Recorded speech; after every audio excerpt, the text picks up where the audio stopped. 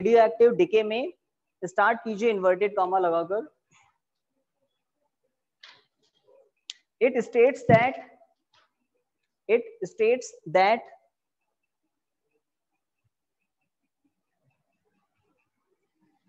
the rate of decay, it states that the rate of decay,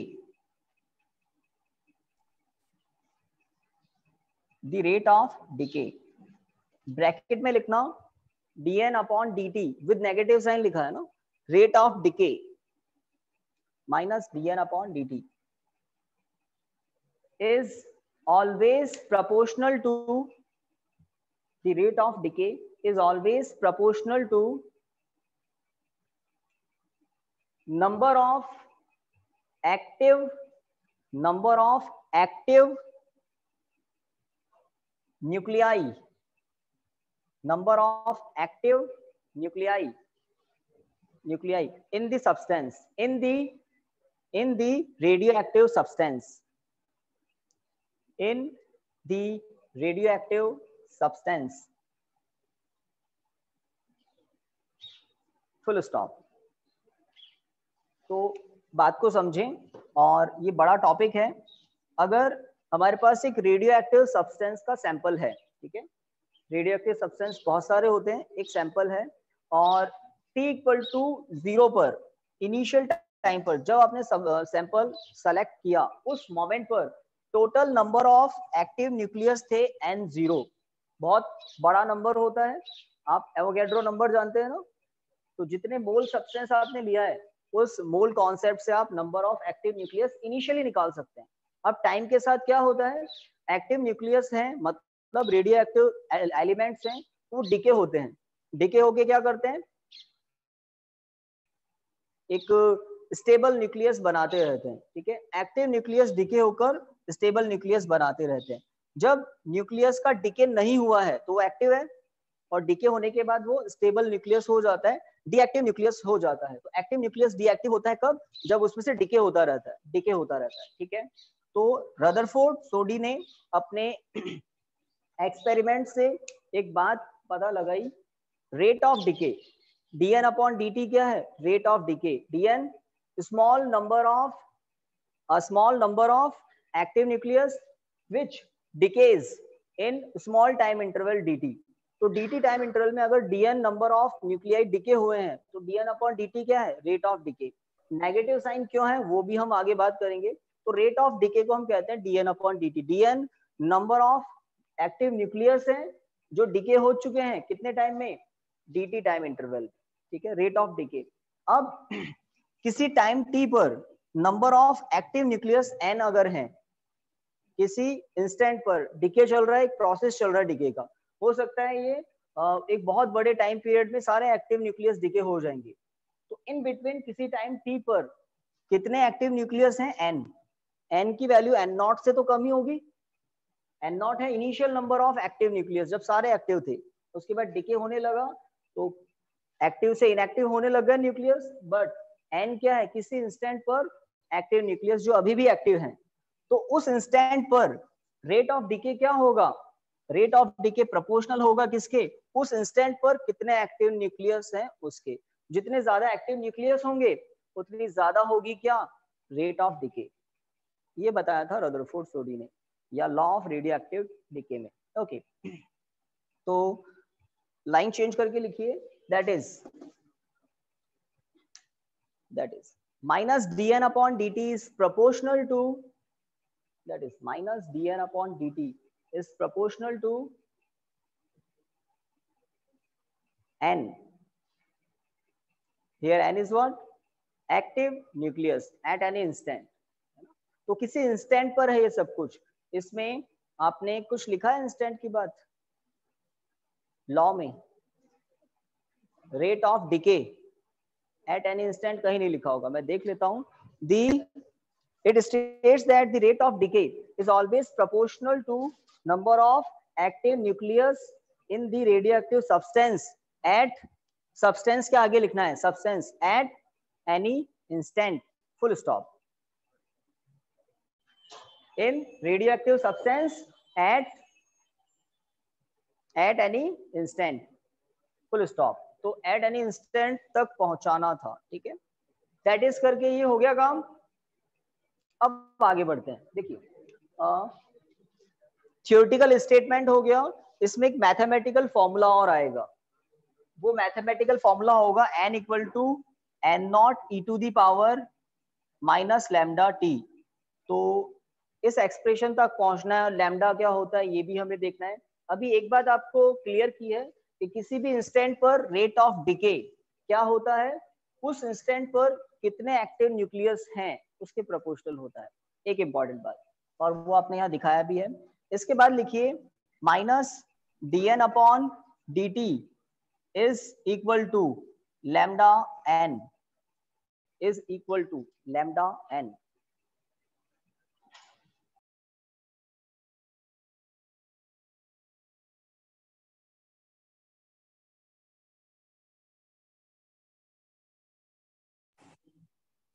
Here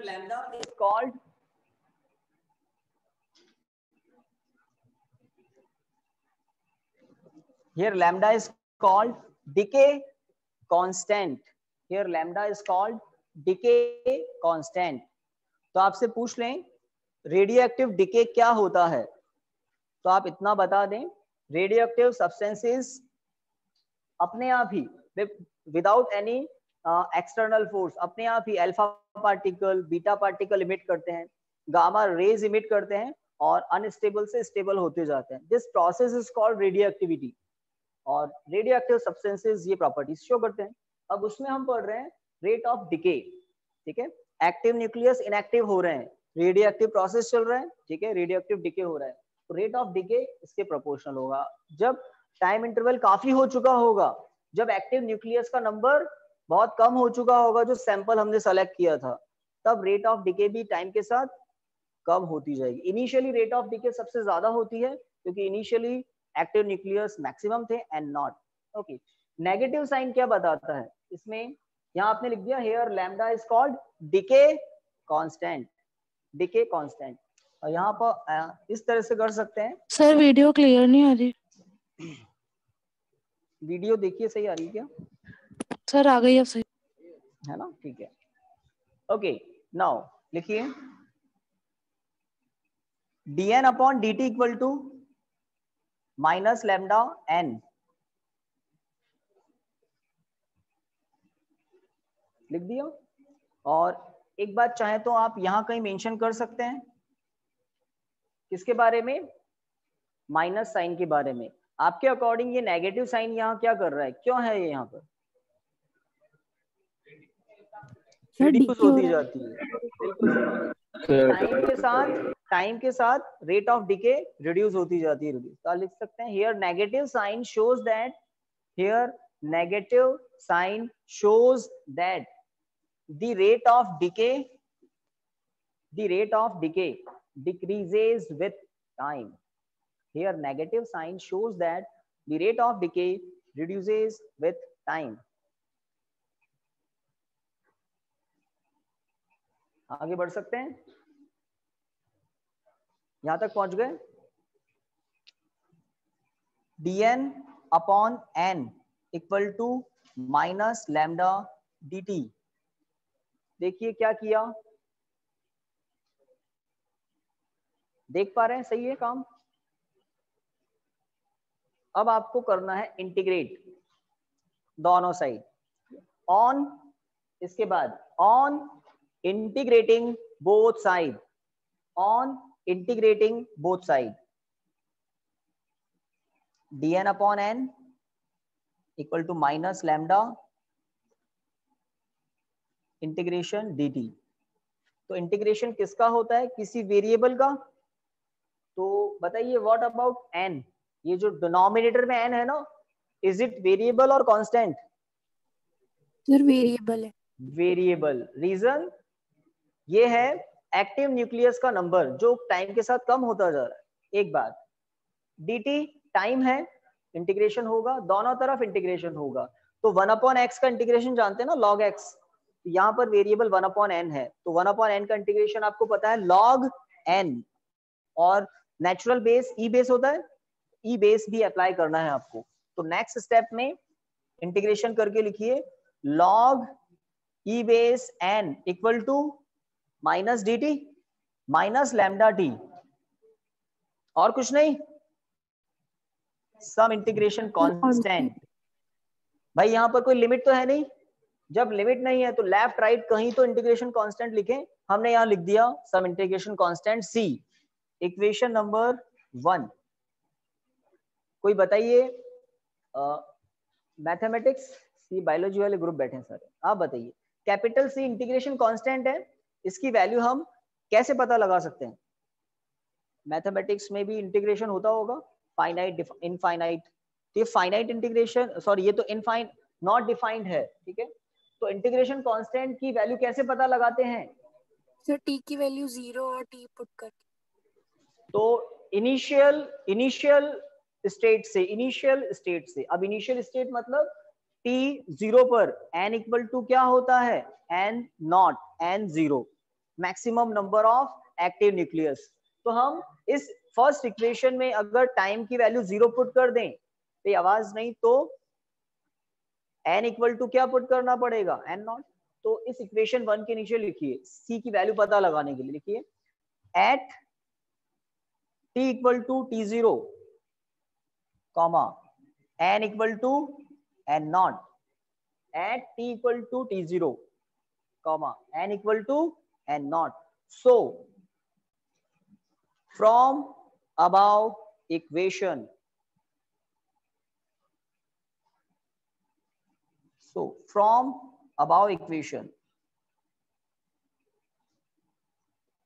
सही है, log e base n naught 0 plus c, t 0 था, so c equal to log e base n naught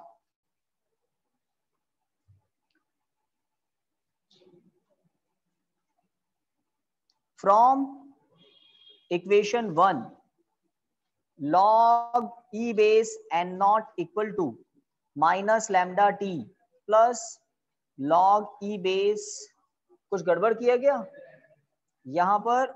अब देखिए from equation 1 problem हो रही हो, आगे आ सकते हैं, आप तो आई जाओ, बिल्कुल आ जाओ, क्योंकि आप ऐसे ऐसे देख रहे हो तो मैं डिस्टर्ब हो जाता हूँ, जल्दी आगे आ जाओ,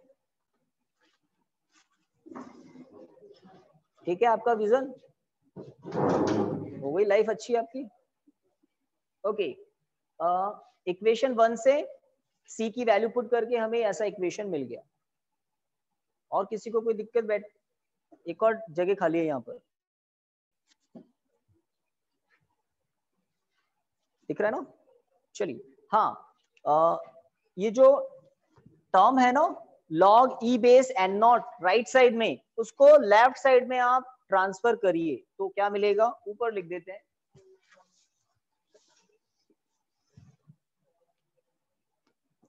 log e base n already LHS में है, minus log e base n not, ये LHS में आ गया तो नेगेटिव साइन है, ठीक है, equal to minus lambda t,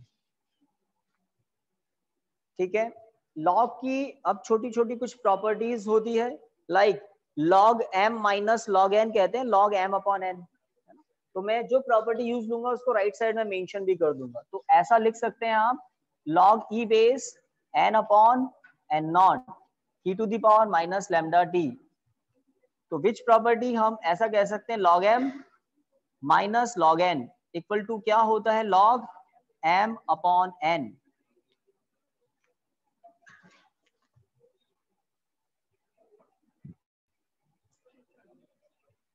ठीक है। अब मैथमेटिक्स वाले बिल्कुल अच्छे से जानते हैं n upon n naught equal to क्या होगा, बिल्कुल सही सोच रहे हैं, e टू दी पावर, अभी कैसे होता है, बिल्कुल ठीक है। एक एक्सप्रेशन हम ऐसा लिखते हैं log x base y equal to z अगर है, तो इसका मतलब होता है y equal to x to the power z, ये सही है क्या? ये जनरल हो गया है ना, ऐसा होता है, अगर ये बात सही है तो इसको आप देख सकते हैं, तो ये फॉर्मूला हमने यूज किया, because if log x space y equal to z, then we can write y equal to x to the power z. तो यहाँ से आप देख सकते हैं. Okay, finally n equal to n naught e to the power minus lambda t. This is mathematical expression of law of decay. Mathematical expression of law of decay.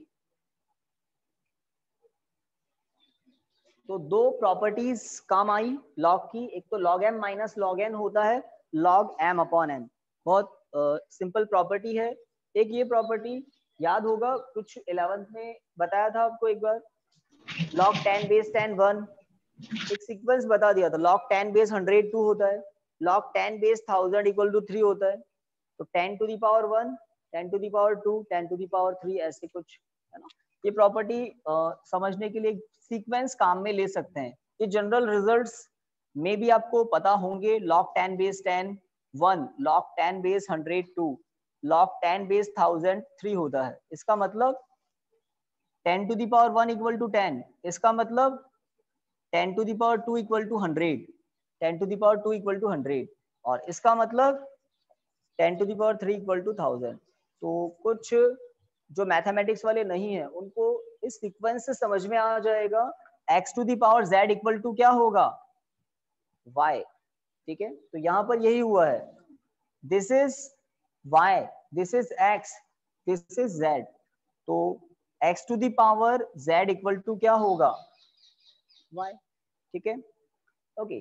अब इस expression को देखकर भी यही पता लग रहा है कि जैसे जैसे टाइम इंक्रीज होगा n की वैल्यू रिड्यूस होती जाएगी. इस ग्राफ को देखकर, अगर इस इक्वेशन को देखकर अगर हम एक ग्राफ प्लॉट करें तो वेरिएबल कौन है, इंडिपेंडेंट वेरिएबल है टाइम, डिपेंडेंट वेरिएबल है n. दो वेरिएबल है यहाँ पर, इधर one and only variable time, यहाँ पर n. तो इंडिपेंडेंट टाइम है, डिपेंडेंट n है. तो टाइम और n के बीच में ग्राफ प्लॉट कर सकते हैं. ठीक है, तो टाइम और n के बीच में ग्राफ प्लॉट करने से पहले बताइए मुझे, अगर मैं t की वैल्यू माइनस t की वैल्यू 1 अपॉन लैम्डा पुट कर दें तो क्या होगा. t की वैल्यू 1 अपॉन लैम्डा पुट करें तो क्या होगा, बताइए. t की वैल्यू 1 अपॉन लैम्डा पुट करें तो e equal to n naught by E हो जाएगा. तो मैं आपको लैम्डा की एक स्टैंडर्ड डेफिनेशन बताने जा रहा हूं, लिखनी भी आपको. डीके कांस्टेंट की डेफिनेशन इंपॉर्टेंट डेफिनेशन होती है. डीके कांस्टेंट जो होता है उसकी यूनिट सेकंड इनवर्स होती है, वो भी आप देखेंगे आगे जाकर. लैम्डा इक्वल टू 1/t भी होता है. तो एक्चुअल में डीके कांस्टेंट क्या होता है, और different different radio active substances के लिए लैम्डा की वैल्यू डिफरेंट डिफरेंट होती है.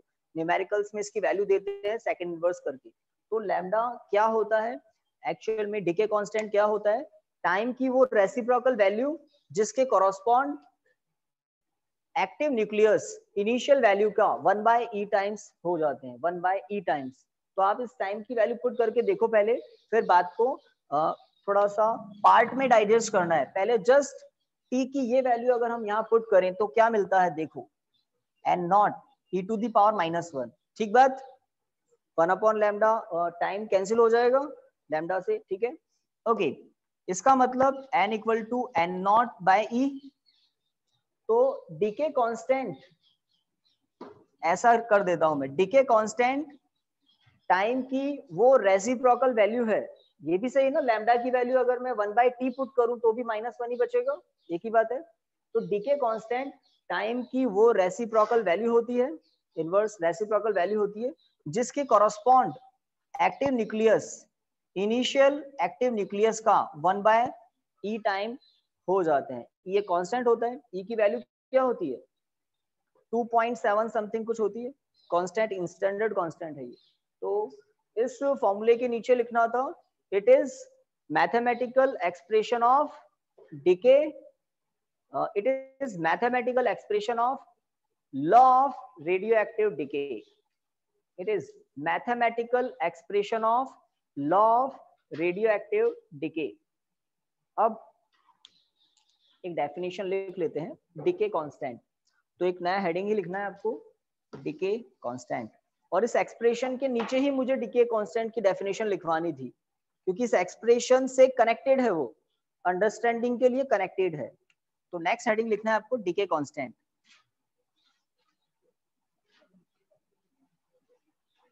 लैम्डा। तो डेफिनेशन के बाद आपको यूनिट का पता भी लग रहा है, डिके कांस्टेंट की यूनिट सेकंड इनवर्स क्यों होती है। तो डिके कांस्टेंट की डेफिनेशन लिखिए, देखिए, the reciprocal of time, the reciprocal of time in which the reciprocal of time in which number of active nuclei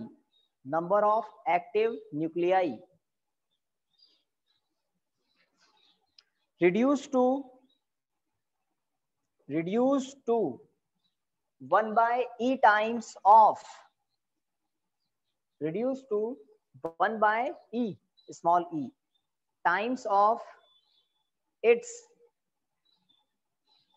initial number of active nuclei, reduced to 1 by e times of its initial number of active nuclei। देखो complete हो गई है क्या। Starting में language the reciprocal of है ना, तो लिखिए इज कॉल्ड, क्योंकि स्टार्टिंग में हमने ऐसा लिखा नहीं था ना, तो एंड कर देते हैं, is called decay constant, is called decay constant of radioactive substance, is called decay constant of radioactive substance, full stop। तो क्या बात ज्यादा रिवाइज करनी है। The reciprocal of time, lambda क्या है, टाइम की वो इनवर्स वैल्यू जिसके correspond active nucleus, initial number of active nucleus का कितना रह जाते हैं, 1 by e टाइम। ठीक है, अब इसको हमें दिखाना भी है। ओके, तो डेफिनेशन कंप्लीट होती है, लिखिए, from law of radio active decay, लिखिए from law of radio active decay, formula n equal to n naught e to the power minus, from law of radio active decay, लिख दिया formula, याद हो जाएगा या इसमें टाइम लगेगा। n equal to n naught e to the power minus lambda d, ठीक है, लिख दिया। लिखिए, if lambda equal to 1 by t, definition apply कर रहे हैं, देखते हैं सही रिजल्ट आता है क्या। If lambda equal to 1 by t, then n equal to n naught e to the power minus 1। जैसे ही आप लैम्डा के प्लेस पर 1 by t इमेजिन कर लें, तो t से t cancel, e to the power minus 1, that means n equal to n naught by e। तो definition को थोड़ा डाइजेस्ट करने के लिए हमने ऐसा किया है। तो डेफिनेशन क्या है वो यहाँ पता लग रही है, इधर देखें, the reciprocal of time in which active nucleus reduce to 1 by e times of its initial number of active nucleus is called decay constant of the radioactive substance। तो डिफरेंट रेडियोएक्टिव सब्सटेंसेस के लिए वो time different होता है, जिसमें active nucleus initial number का 1 by e times रह जाते हैं। इसका मतलब हर रेडियोएक्टिव सब्सटेंस का लैम्डा मतलब डिके कांस्टेंट अलग अलग होता है। अगर किसी रेडियोएक्टिव सब्सटेंस का लैम्डा ज्यादा है तो बताइए डिके फास्ट होगा या स्लो होगा। एक रेडियोएक्टिव सब्सटेंस है ए, दूसरा रेडियोएक्टिव सब्सटेंस से भी, ऐसे 1 मार्क के क्वेश्चन बन जाते हैं। ठीक है, फर्स्ट रेडियोएक्टिव सब्सटेंस का डिके कांस्टेंट लैम्डा ए है, दूसरे रेडियोएक्टिव सब्सटेंस का डिके कांस्टेंट लैम्डा बी है, ठीक है। इस रेडियो एक्टिव सब्सटेंस के लिए मैंने कह दिया lambda a is greater than lambda b, किसका डिके फास्ट होगा, ए का या किसका,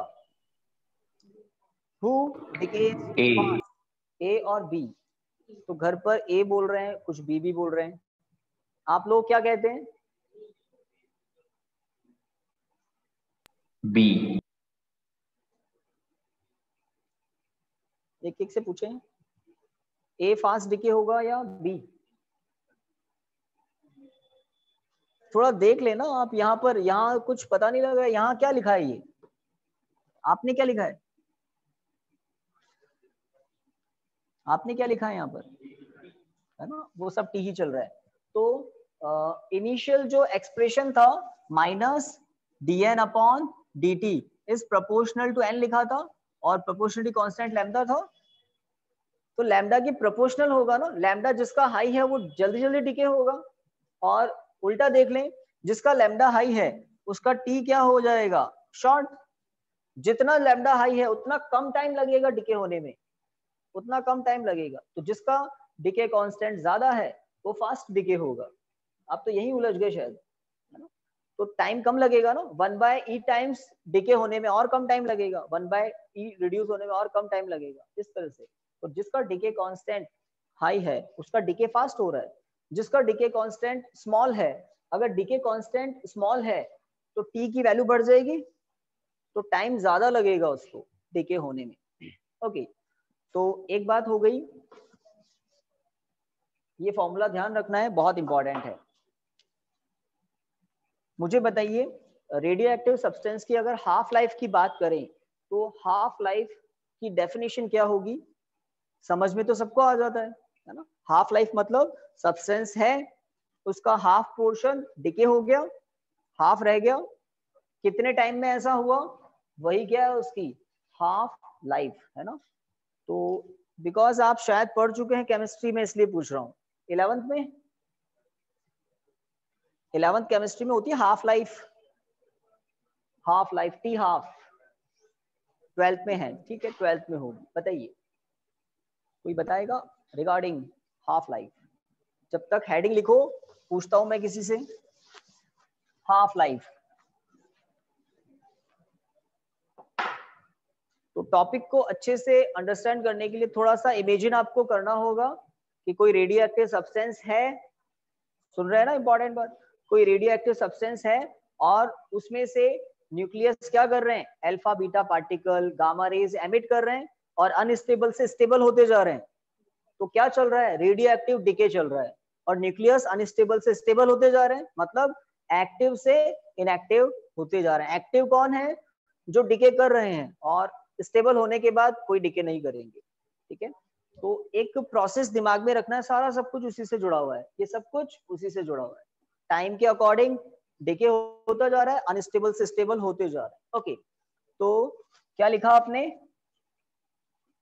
बताइए, हाफ लाइफ की डेफिनेशन लिखनी है, तो स्टार्ट कीजिए। द टाइम इन विच, तो हाफ लाइफ एक टाइम ही होता है ना, the time in which number of active nuclei, number of active nuclei reduced to half of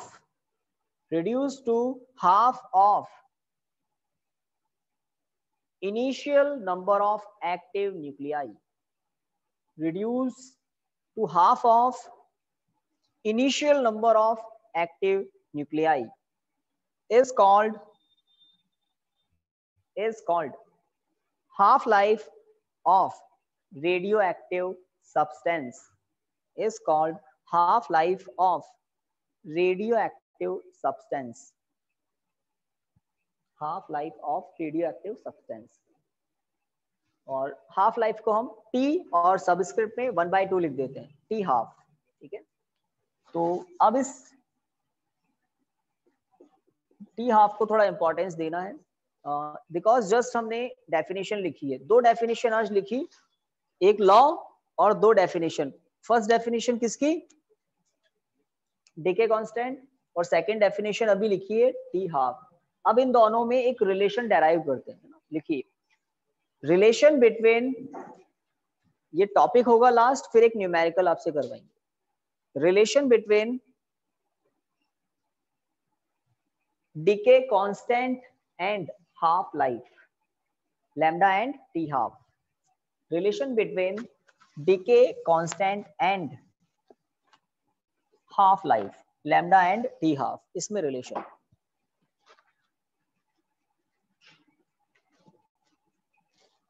तो पहले क्या लिखा, लैम्डा, ठीक है। तो आई थिंक आप में से काफी को पता होगा, अगर केमिस्ट्री में थोड़ा बहुत भी रेडियो एक्टिविटी पढ़ी है तो याद आ रहा है कुछ। चलिए तो स्टार्ट करते हैं। अब ऐसा कोई टेंशन वाली बात नहीं है, याद नहीं आ रहा है तो ज्यादा अच्छी बात है।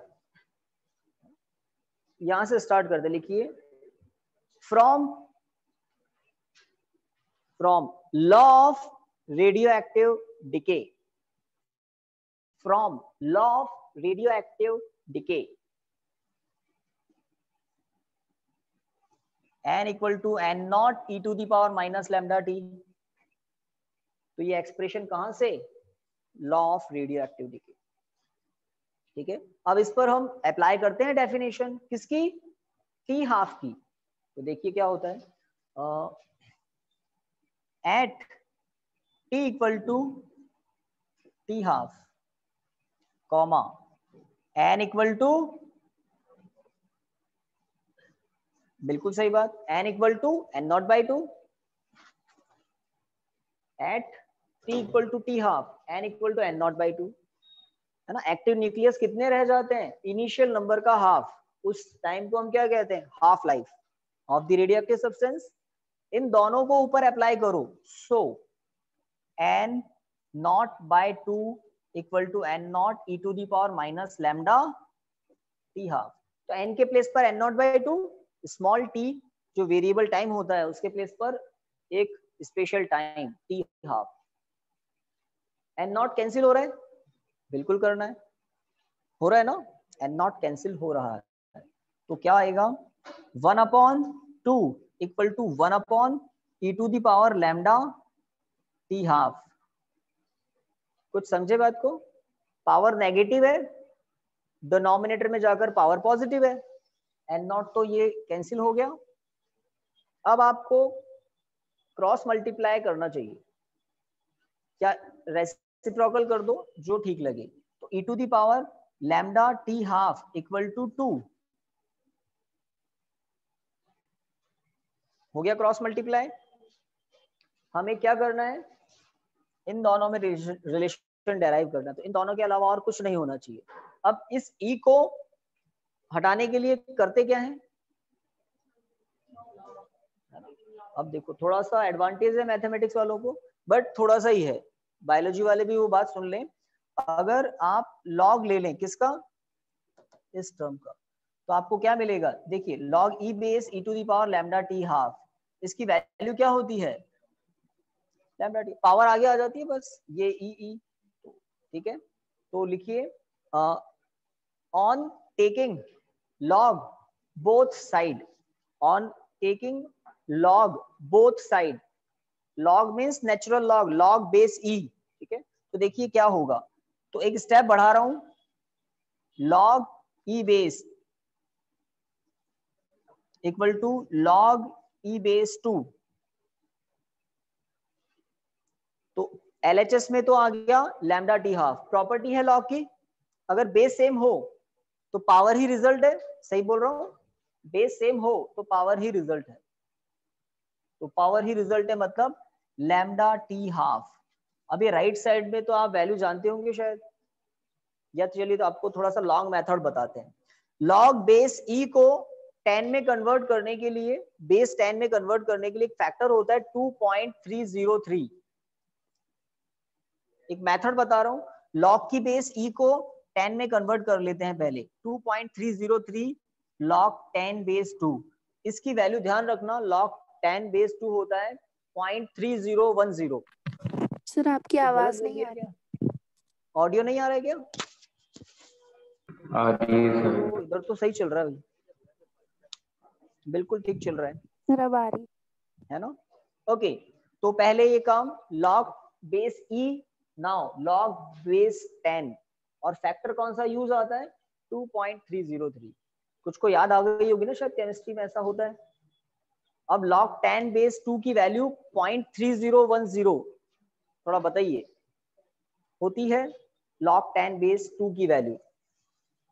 Next step, lambda t half equal to 2.303 into 0.3010,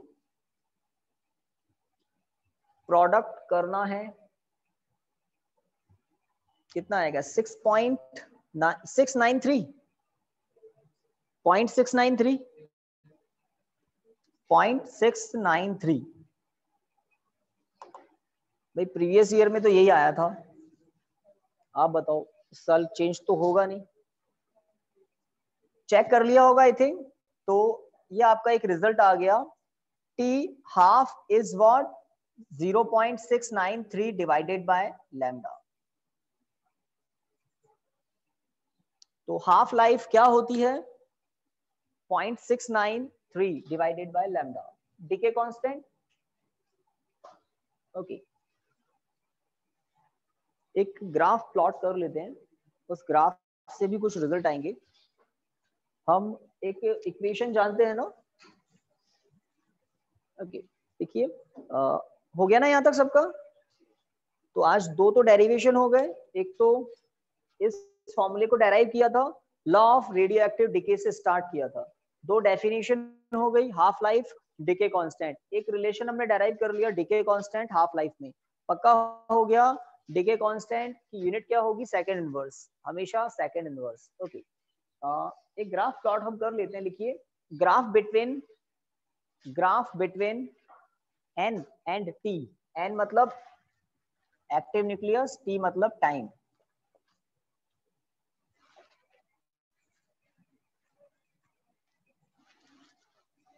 graph between and t। तो इस फॉर्मूले को देखें, ग्राफ कैसा होना चाहिए?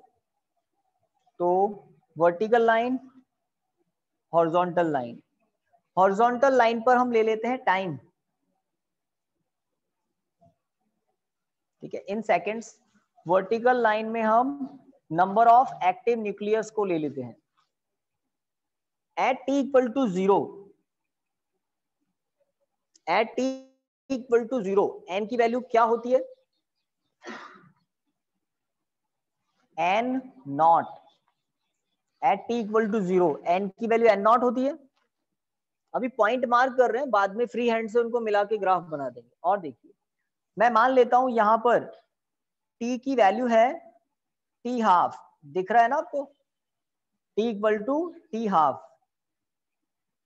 तो इस टाइम पर n कितना होगा, है ना? तो इन दोनों के बीच में कहीं यहां पर मान लेते हैं क्या है ये? n naught by 2।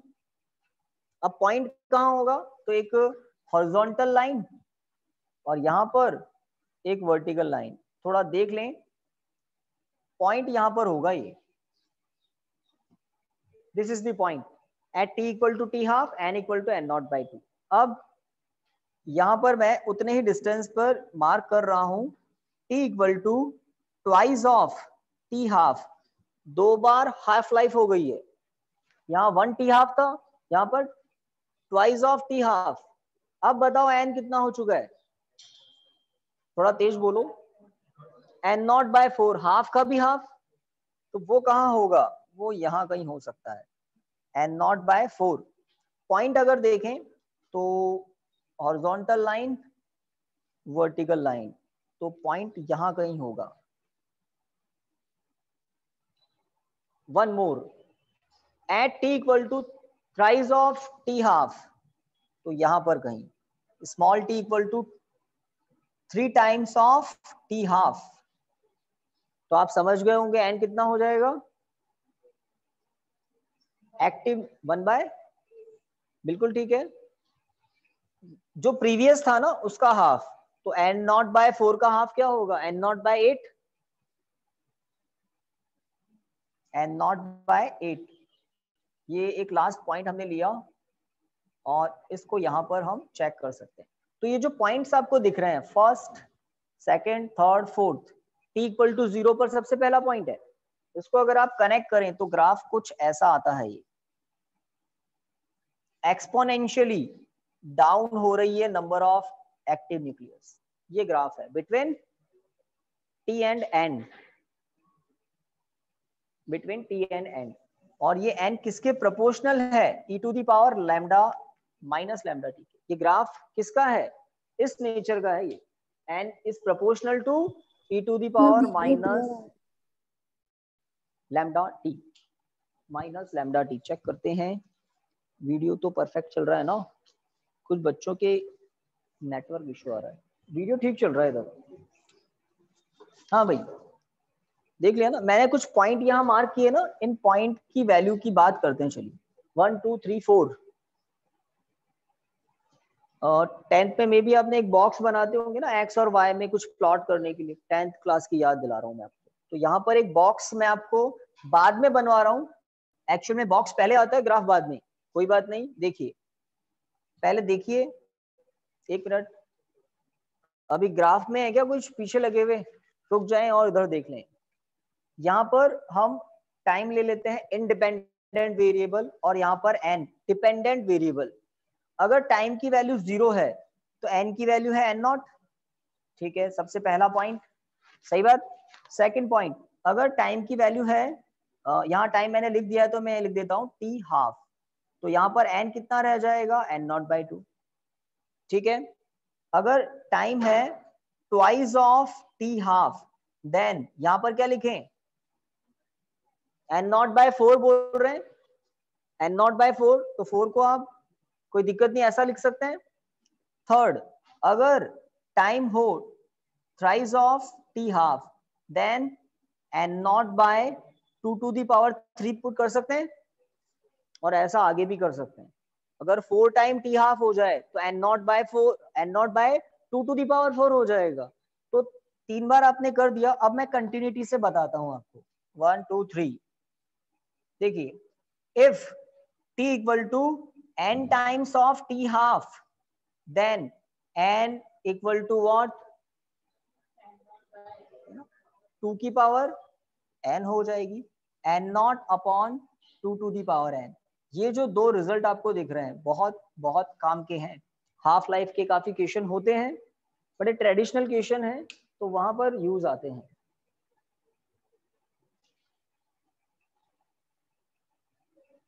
तो ये बॉक्स बनाकर सीक्वेंस से, ये कोई फॉर्मूले के डेरिवेशन नहीं है, ये बड़े एक तरह से कैसे कॉमन सेंस, कॉमन सेंस ही अप्लाई किया हमने, कोई स्पेशल अलग से डेरिवेशन नहीं किया इनका।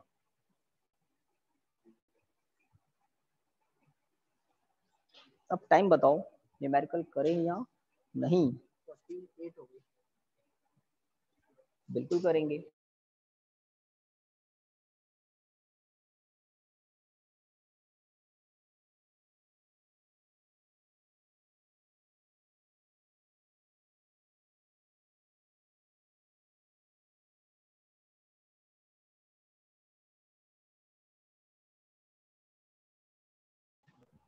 क्यों, क्या लिखा हुआ था?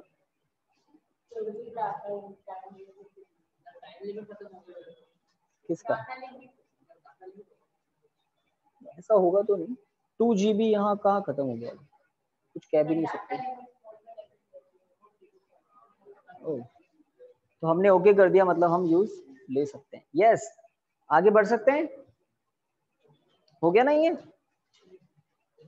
आगे बढ़ सकते हैं क्या? चलिए लिखिए क्वेश्चन, पहले एक simple question.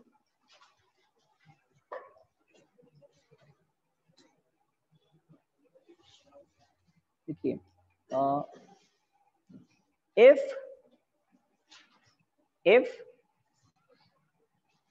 active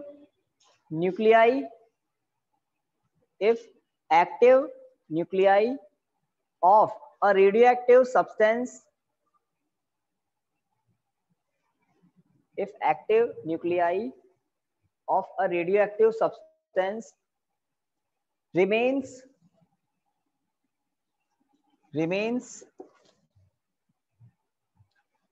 12.5% remains 12.5%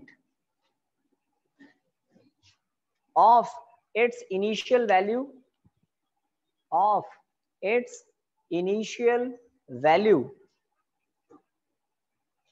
then in